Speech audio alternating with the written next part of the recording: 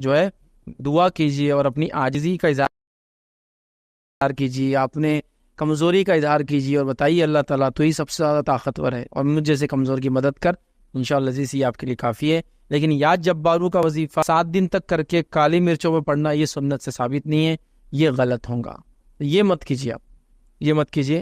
آپ اللہ سے اپنے الفاظوں میں دعا کیجیے کہ اللہ اس ظالم اور جابر دشمن سے میری حفاظت کر جو میری جان کے پیچھے پڑا ہے، یہ انشاءاللہ عزیز کافی ہے۔ اپنے عاجزی کا اظہار کیجیے، گڑ گڑائیے، اور خاص طور سے تہجد کے وقت دعا کیجیے، فجر سے پہلے جو اپنا سحر کا آخری وقت ہوتا نا، اس میں نمازیں پڑھیے اور دعا کیجیے، اس وقت کی دعا رد نہیں ہوتی، یہ کیجیے۔ لیکن یا جباروں کا وظیفہ 7 دن کر کے مرچوں پر پڑھ کے پھونکنا یہ ثابت نہیں ہے اور یہ غلط ہوگا، بلکہ بدعت اور غلط چیز ہوں گی۔ تو لہٰذا آپ اپنے الفاظ میں دعا کیجیے اور اللہ تعالیٰ کے سامنے گڑ گڑائیے۔ اللہ تعالیٰ انشاءاللہ عزیز اس ظالم دشمن کی وجہ سے آپ کو ایک مضبوط انسان بنا دیں گا۔ ہوتا ہے نا، انسان دعا کر اللہ مجھے جو ہے ترقی دے، تو اللہ تعالیٰ آپ کو مصیبتیں دیتا ہے، کیونکہ اللہ کو پتہ ہے اس کے بعد ترقی کی طرف جاتا ہے انسان۔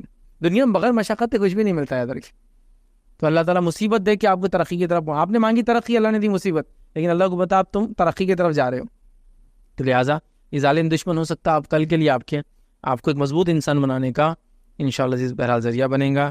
اور ڈٹ کر لڑیے کسی مصیبت سے، پیچھے مت ہٹیے۔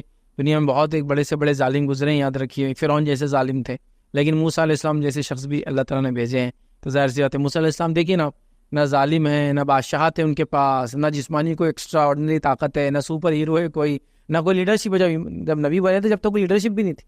آپ کی لیڈرشپ کا تو یہ حال تھا کہ یہودیوں نے آخر تک تنگ کیا، سمندر کے پاس آ گئے، جب سامنے سمندر دکھا اور پیچھے فرعون ہی دکھے، تو وہاں تک انہوں نے کہا کہ موسیٰ وہاں اچھے تھے، ہم لا کے تم نے پھنسا دی، نعوذ باللہ۔ یہ تو اتنی عجیب قوم تھی، لیکن موسیٰ علیہ السلام نے رب کے سامنے گڑ گڑاتے رہے، اللہ تعالیٰ نے وہ سب کچھ دیا کہ فرعون جیسی ظالم شخصیت برباد ہوئی آپ کے سامنے۔